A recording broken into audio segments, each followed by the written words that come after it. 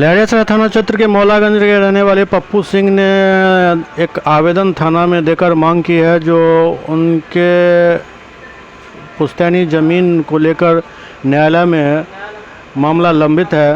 बंटवारा बाद दायर है वहाँ पर, और उसके बावजूद वहाँ पर उनके फरीकों द्वारा तोड़फोड़ और अवैध निर्माण किया जा रहा है, जिस पर रोक लगाने की मांग उन्होंने अपने आवेदन में की है।